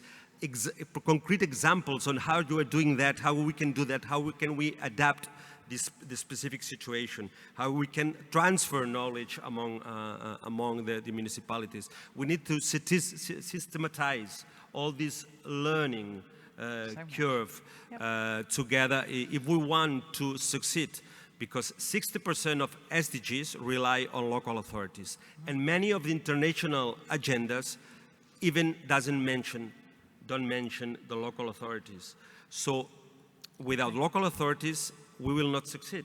I'm not surprised they're crying, is what I will come back and say with that statistic. On the contrary, with local authorities, we can succeed. We are ready to do that, but we need to finalize, to conclude. We need more competencies, we need more human resources, so capacitation of our staff, and we need, of course, economical resources. We are not a counterpower, we are an ally to all of this agenda. Thank you, and I loved, thank you very much. And when we talk about the how, because they've been specifically asked, come back with the what and the how. How can we move forward? How can we work better together? Thank you for sharing some examples. You know, we heard previously about apps, about summer schools. We heard about, you know, Alan bringing people back into the fold. And you were talking about some great examples yourselves there. But I particularly loved what you said. Yes, share the mistakes, for God's sake, so we don't try and reinvent the wheel and do the same mistake again. All right, I'm going to stop you there if I may. And just as I close off this, and then we have one more group before you get caffeine and delicious pastries from Sicily's into your tummies, just give us a bit of the what and the how of the islands, because goodness knows they are in the front line. Yeah. Goodness knows they have some things to say, and goodness knows they're bloody active. We've got some great examples, but That's please, right. Yeah. over to you. Well, regarding the islands table discussion, we had some representative and actors working in islands such as Capraia, Tilos, and Honorat, Gozo, and also bigger islands such as Sicily, Crete, and Balearic Islands that are also regions. Actually, islands are a very diverse group. Depending on the administrative framework, they can be regions, municipalities, they can be big, small. In the Mediterranean, they are very diverse. However, despite this, we reached some certain consensus on the following points that I will show. First of all, they very much welcoming the fact that the European Commission is considering islands as a key community to achieve the ocean mission objectives. And it was a stress the still untapped potential of islands as pilot size and laboratories for policies that will allow actually the implementation of the mission. So hopefully the fact of considering them within these key communities will also give a boost in this sense. There was a shared concern on ocean and water pollution, particularly due to plastic and microplastic marine litter for islands. It was agreed that this is one of the most pressing issues for Mediterranean islands that greatly suffered from this issue and from plastic debris, because that is often in the coastal areas because it's brought with the tide, so of course they are surrounded by coastal areas. Therefore, how to address this? Well, we've discussed a lot about plastic and waste in general reduction and prevention from the root, which is one of the major levers in reducing pollution of islands' environment. And here I also refer to the knock-off effect of plastic consumption of islands, because most of the time they also have to transport once the product has ended its life, if it's made even plastic or other kind of products, they have to transport this from the island to the mainland. So this also implies extra marine traffic. We have learned some inspiring experiences with zero waste frameworks going on Tilos Islands in Greece. I don't want to disclose much because you will have some time to go deeper in this experience, but also some experience coming from Formentera and the Balearic Islands that are testing a return system scheme with the waste and plastic. We also discussed, of course, about the impacts of tourism, which of course is one of the big challenges in Mediterranean islands, and how this can impact also the increase of consumption of plastic, of production of waste, of chemical pollutants in the waters, and so on. Last but not least, we also discussed about the dumping of untreated wastewater, which is especially an issue for small islands. Sanitation in the island context faces many constraints, such as limited space, often limited financial and technical means, and so on. I don't want to be too large, but just two key messages from this table: the need to recognize islands' specificities in this sense, and we also support this from the CPMR Islands Commission, the need for EU institutions to always adopt a forward-looking, a holistic and place-based approach to the structural, geographical specificities and needs of islands, because they are not as other kind of territories. And last but not least, just to mention, all of us think of Mediterranean islands, islands in general, as places that we like to visit. They are amazing, they have amazing ecosystems and nature, but they are also engaged actors, and they have shown this during our roundtable. Thank you, and very interesting, as you said right at the outset, they're such a diverse group because they're so differently administered as well, which in itself is a challenge even ahead of, please make sure that they're, sort of included. Yes, they're lovely places to visit, but they are also really key actors. And again, there is some really impressive case studies that come from them. Thank you so much. We won't take, there aren't any questions online, but again, if it's all good for you, just so I can stick to time, we started 10 minutes late. We'll finish 10 minutes late, but no more than that. So I'm going to keep to the timing that we have in the program. Thank you both so very much. Thank you for the two hats. Warm applause.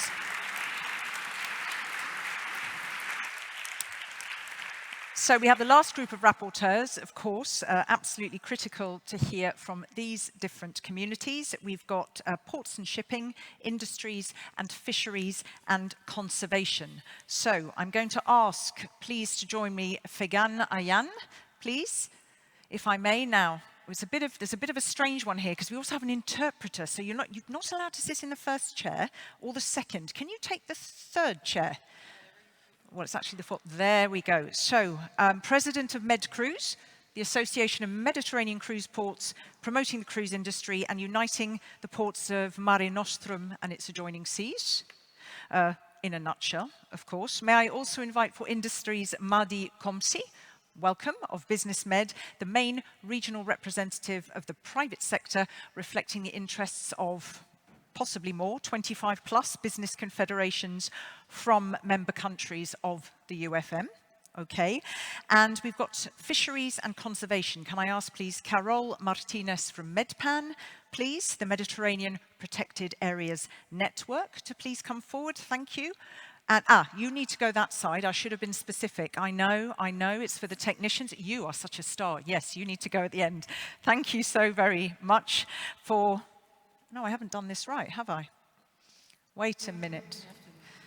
No, it's me. We don't have any interpreters. It's me. Sorry, I need coffee. It's my bad. So, my bad. Look at me. Come on, I'm doing musical chairs. I'm making sure. Fegan, here we go. It's me. I'm jumping ahead. Madi, Carol. And online, we should have Stefania Valentini, but she is not there. I've been informed. Okay, so 3 good people. Let's hear again, it's the same principle, if I may ask. The what, give us a bit of a flavor of the actors who are at the table. The what, the how, what brilliant solutions did you hear? Where were there any particular areas where there was a lot of discussion? Let me please start with you. Bring in the ports and the shipping perspective and all the brilliant things that are being done. Thank you. Well, thank you very much. First of all, it's a delight to be here with all the stakeholders. And I have to say that as the largest cruise port association, representing about 150 cruise ports from 22 countries in the Mediterranean, expanding from the Atlantic Ocean to Saudi Arabia, to the Northern African area, Black Sea region, and whatever there is in between. We are going to have, and we have, an active and key role in BlueMissionMed, because we are, in a sense, the bridge between the oceans and the hinterland and the communities, because in the cruise industry, we are shaping memories. We're shaping tailoring your vacations. So we need to be eco-conscious for day one, and we have been that way for years, actually. We discussed this morning and said that we had the first ship to take shore power was in Alaska in 2001, far before any regulation or any targets were created. The first LNG ship set sail in 2013. So we, as the cruise community, are committed to support and generate blue economy. That has to be said. What we took actually back home is that we have a holistic manner in approaching sustainability. We're looking at two aspects. First of all, from the technological and innovative aspect manner. So we have brand new ships, new generation ships, which are LNG power or using shore power, like in a marina when they're coming to our ports, they're seizing their whole engines and they're plugging in our ports. Secondly, we have the second approach is a human and social manner as well, because we have seen as a takeaway that one solution for all is not possible. We cannot approach sustainability as one solution, one regulation, because when I talked about this 150 ports, you have to keep in mind that these ports are small, boutique ports. They don't want to have 2-3 ships. They're regulating their own traffic by only wanting, like Palermo's, 1 ship per day. And we have islands, actually, from 150 ports that we represent. Did you know that 56 are islands? Right. It's 37% of our portfolio. And some are robust and strong ports, like Valencia and Barcelona. So in that sense, we discussed that, yes, we have to create some regulation, custom-made regulation to be created according to the profile of the cruise ports and the stakeholders. We have to structure the emphasis according to the ESG principles, looking at a life cycle approach. We discussed about communicating the timeline of Fit for 55 to the world to create a long-term view. We discussed about to support actually this whole shore power, energy and LNG, same as we have created as MedCruise an LNG map. We will be creating an OPS map with the capacity information, because actually we have to keep this in mind. And to support the social aspect of sustainability, we partnered with GSTC, which is the Global Sustainable Tourism Council. They worked actually for creating standard and certification for countries like Indonesia, Turkey, and they did it for hotels as well, and they will be scaling it for the port and destination. So we don't want our members to be intimidated. If they cannot do an OPS investment or an LNG supply investment, we have to put in the highlight the beautiful things they're doing if they're just, for instance, doing their tourism with electrified vehicles, or if they are just using organic food, etc. And finally, we have to also continue to do destination management and passenger flow by collaboration with municipalities, itinerary planners, and dispatch the calls as well. Thank you very much, and you were great. Thank you. For super giving us the opportunity. Super, and sorry, I just jumped in. The interpreters won't thank me for that. Thank you very much. Super comprehensive. Very much like to hear. It's rare, the need. You discussed the need to communicate the Fit for 55 approach. That was interesting. Very, very diverse discussions you had. And I loved, if anybody is tweeting this aspect you said, we are shaping memories. So you cannot not be eco-conscious. I'm very aware from when I moderated this in Hamburg and had, you know, the conversations around the ports and the shipping stakeholders. It's tough, isn't it? Because you are building ships, that takes a while, but those are going to be on the water for a long time. So anticipating that and getting that right from the ecological perspective is not an easy task. Over to you, if I may, in the interest of time. Maddie, BlueMissionMed, tell us, from the side of the private sector, from the side of industry, what was the main points? Thank you very much. So I'm very pleased today to share with you the outcomes of our discussion today. So with our colleague Ecoris, we tried today, we gathered industrial leaders, we gathered business support organization, plastic association, NGOs, several experts that are really common on the field, and we are trying to sum up the three, let's say, main takeaways that we had in the discussion. So first, we need to recognize the paramount importance of embracing sustainable practices. So we learned and we heard a lot of technical solution and innovative solution, as well as the use of raw materials, the use of the aquatic biomass. So we heard of a lot of good experience, but the question is still how we could deploy this or scale up this solution. And we see a lot of projects that start with this prototype, but didn't go to the next phase. And here we think we need to implement, and how we need to help the business support organization, the ecosystem, to help the SMEs or the industry to scale up and to also to have this innovation. Because when talking about industry, we're thinking about the huge firms, but talking about MSMEs, they cannot afford this kind of innovation. So here, the ecosystem need to really help them to afford and to have this kind of innovation. So the second one, which is strengthening the regulatory framework. So here we have seen a lot of change in the regulation of the European Union, of certain countries in the regional or national area. And here the private sector need to have a clear vision what are the changes, and need also to be aware what are the changes in terms of enforcement, rigorous monitoring mechanism, reporting system. So I think the connection between the policymakers and the private sector need to be reinforced to really understand, let's say, the change that happened. And collaborative platform, as well as today, or where there is partnership between the private sector and policymaker, need to be also reinforced to achieve this objective.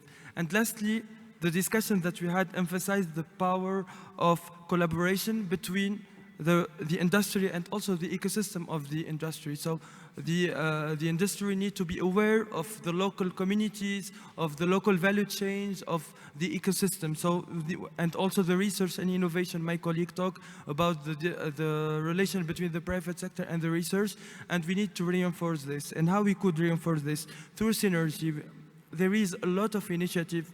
We don't want to create new initiative. We think that there is a lot, but for example, to be all in the umbrella of the lighthouse could be a great thing to create synergy between the action.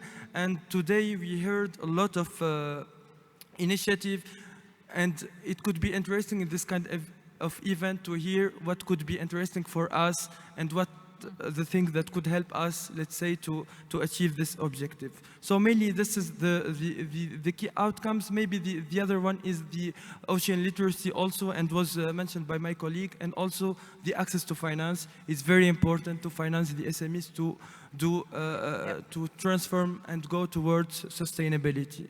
So thank you very much.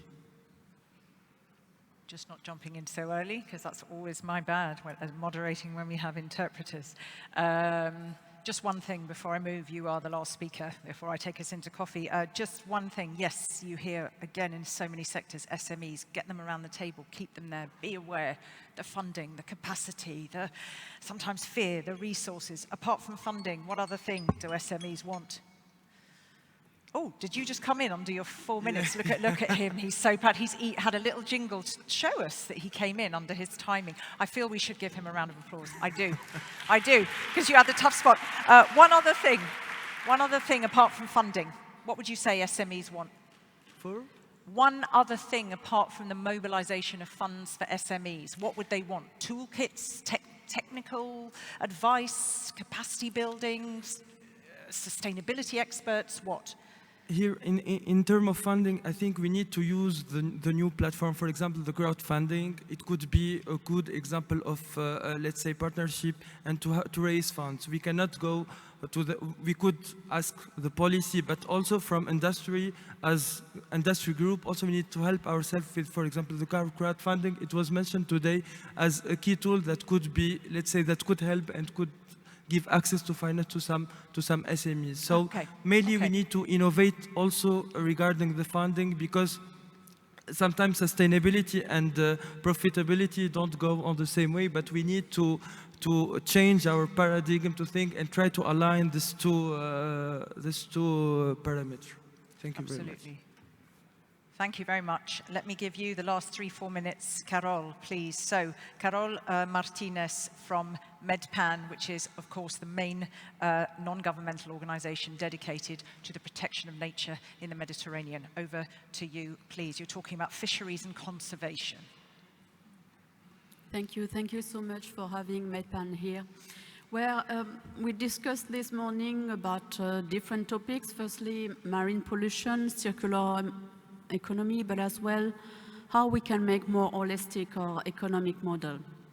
We heard about very inspiring initiatives aiming at enhancing circular economy, upcycling fisheries and plastic waste in order to turn the issues into opportunity. Examples were about how we can use more biotechnology for alternative materials in order to avoid this pollution from economic activities, in order to support more sustainable fisheries and aquaculture. And we heard very interesting example about how a rope could be bio-based in order to support sustainable aquaculture. We heard as well about how we could make more sustainable aquaculture using a multi-trophic approach, meaning that we can do multiple farming activities in the same aquaculture farm. So this support definitely the sustainable approach about these economic activities. A very important point was about how we could change the governance and to make a more, I would say, more co-manage, more co-design activities. And the example of committees, co-management committees were mentioned in terms of fisheries. And for instance, last year when we organized a dedicated workshop on fisheries and marine conservation, we heard very, very inspiring example from Turkey, where fishermen are actually stewards of the marine protected areas. Another very interesting initiative and I would say inspiring model was about how we could actually apply a new socio-economic model, meaning the blue donuts, in order to foster a more coherent governance response that fulfills the communities, the people needs, still respecting the ecological boundaries and the limits of our ocean. So in terms of solution and take-home message, definitely was mentioned the needs to bridge the gaps and to tackle the differences between the North and South policy framework. It's very important to bring the two or even the fourth parts of the Mediterranean Sea together and to foster synergy and cooperation. Again, ocean literacy education was mentioned, not only for young people, but for social professionals. And for instance, was mentioned the idea to train and to provide more information to fishermen in order to bring the fishermen community to think more in the medium term and long term in order to support these sustainability objectives. But we are all aware that fishermen can pioneer as well, very interesting solution. And was mentioned the example in Greece, in the little islands of Amoros, where fishermen decided themselves to ban fisheries for a while during reproductive period of commercial fish, and at the same time to clean the sea. So they don't fish, but they clean the sea, and this is funded thanks to a crowded fund. So you can see here a very interesting bottom-up initiative. Again, in terms of solution, came the question of how we can have more smart tools, smart gears in order to make more sustainable the fisheries and the aquacultures, and to have more, I would say, sustainable practices in order to tackle the unsustainable ones. And at last but not the least, the question of scale was mentioned. We should not let behind the question of municipality, of the local level, and we discussed this before. It's very important to have a multi-scalar approach in order really to tackle this question of sustainability and to restore the health of our ocean. Thank you. Thank you very much. And again, just because we've heard municipalities come up a lot, ocean literacy, in a couple of sentences answer actually. Interestingly, when you say you shape memories on that cruise, is there an element of ocean literacy? Do you have people who are coming who are changing their mindset, do you think? Do you feel a responsibility to that, or is that something that's part of your kind of portfolio of offerings? I think it's in our DNA when we are just, it's not only the cruise ship, it's the whole stakeholders from the tour operators to the municipalities as well. And in a way, we need to be sensitive not only of the cruise passengers and the crew, by the way. Yes. We didn't mention about the crew, but the crew is also a very important component of our ecosystem. And in the same time, we have to create a harmonious atmosphere where actually the cruise passenger, the crew, and the local community are just gathering in the port area. So yes, it's in our DNA, Katrina, okay. I can say. Okay, thank you very much. Thank you. Thank you to all three of you. Thank you.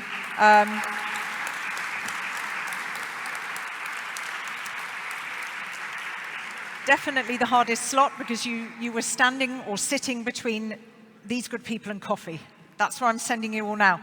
Just a moment, okay, so for all of you here, for all of you in the listening room, and for all of you lovely people joining us online, we're going to take a 30-minute break. We are actually on time because we did start 8 to 10 minutes late, okay, before the final part of the day's discussions, which is just an hour, when we'll be checking in with the wonderful cities and regions signatories of the Mission Charter. So you need to go down the stairs, you need to come back up the stairs. We will give you a reminder, okay? All of you who are online, please don't be later than 5 o'clock. And if you fancy tweeting #EU Missions, do it. See you all then. Thank you very much.